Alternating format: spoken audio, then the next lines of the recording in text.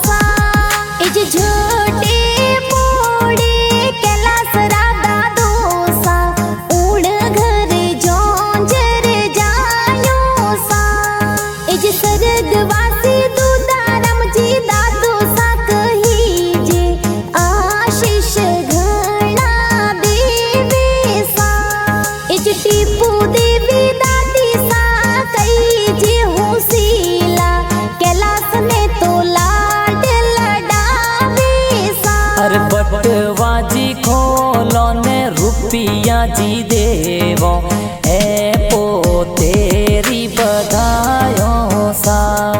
अरे खोड़े खेलावो ने हिलोगी गागावो घना में तो लाड लडावो सा।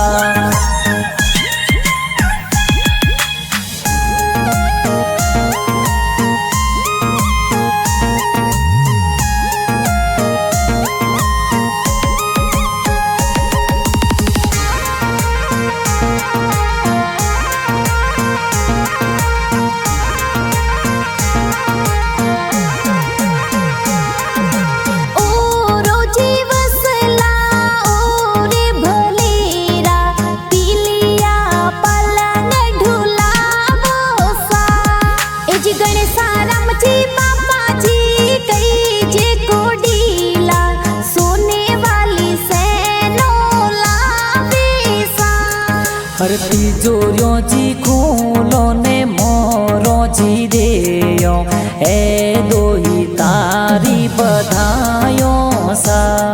ए जी कमला देवी माता जी कई जे कोडीला लाडकिया ने दूधड़ला पिलावे सा।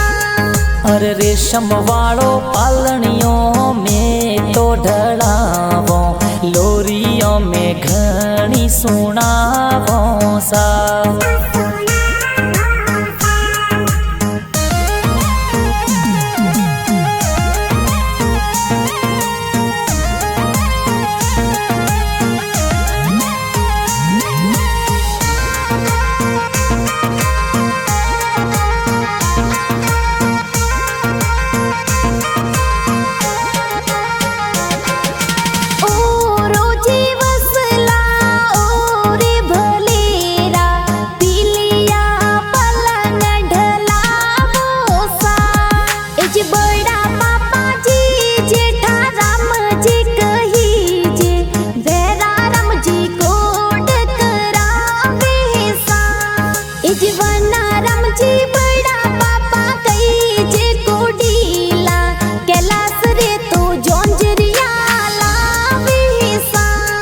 अरे बाजारों में जावो ने होनी जीरे जावो सोने वाली चैनों में तो लावो सा।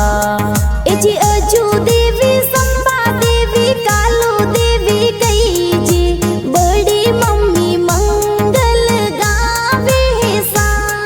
अरे अजारों जी जावो ने बजारों जी जावो चौंदी वालो रमझमियों में लावो सा।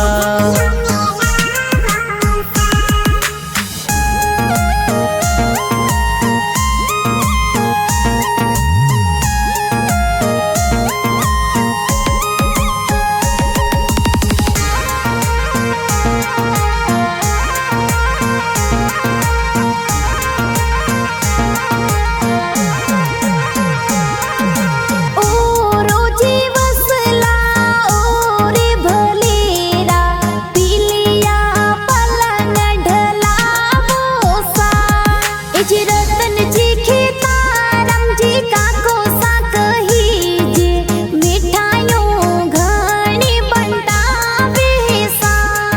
इज धिया देवी कमला देवी काकी सा कही जे घूमर प्यारा घाले सा। अरे अजारों जी जावो ने बजारों जी जावो घीगारे में ड्रेसों प्यारी लावो सा। इज शंकर जी भावेश जी भाई सा कही जे खिलौना थोने खिलावे सा। इज राजी देवी भाभी सा कही जे होसीला थोने लाड लडावे सा। अरे गड़ बटावो ने मिठाइयों बटावो ने तो घनी खुशियाँ मनावो सा।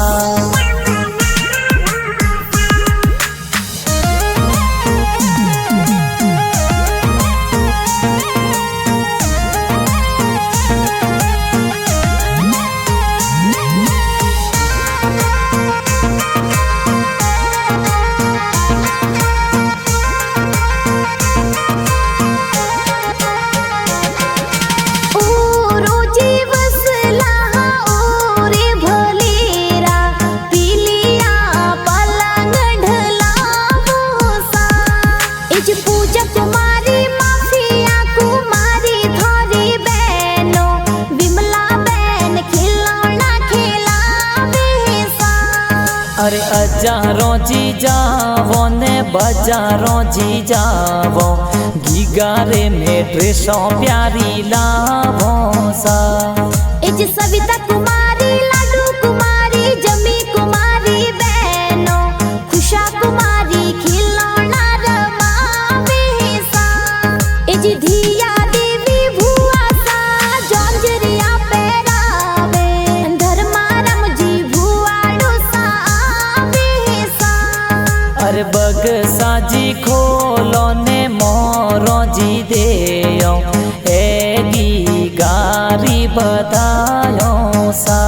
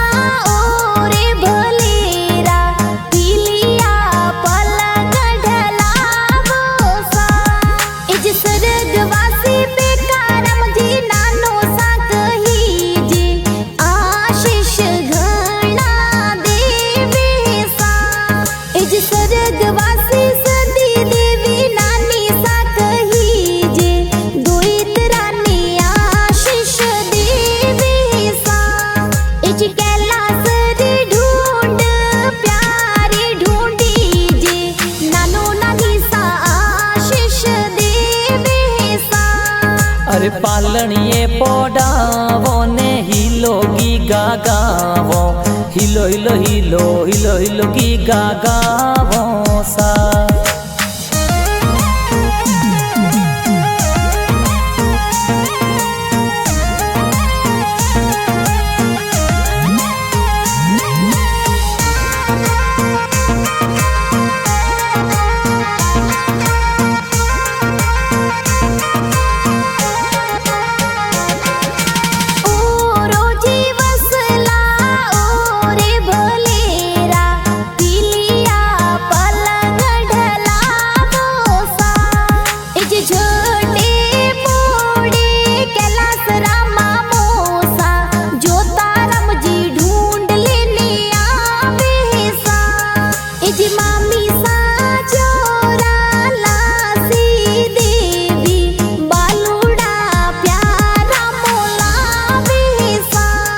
अरे बाजारों जी जावो ने सोनी जी रे जावो सोने वाला मादलिया घड़ावो सा।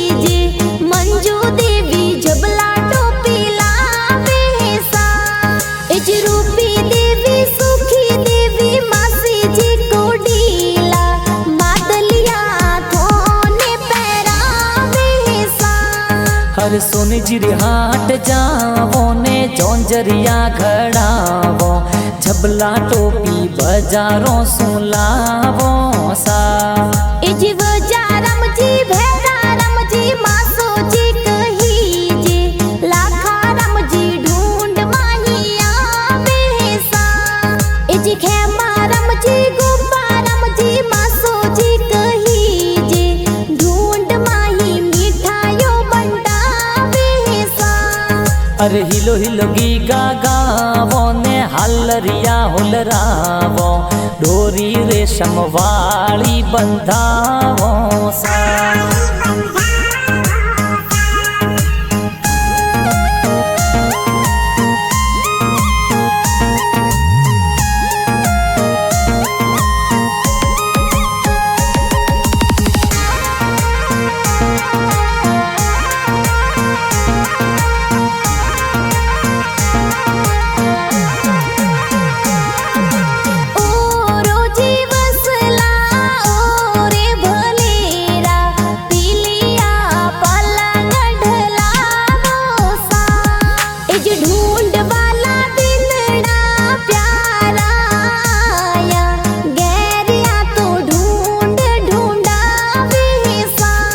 हर ढूंढ में पधारो थार गाड़ी लावो ढूंढ में तो प्यारी लावो सा एज लूणी परिवार गाव हिंगोला प्यारो ढूंढ रिए खुशियां मनावे सा एज डायरेक्टर रवि देवासी गाना बनाया मम्मा जी स्टूडियो में बाजे सा हरे रमझमिया रमावो ने रेशम डोरी झुलावो हिलो हिलो गीगा गावो सा।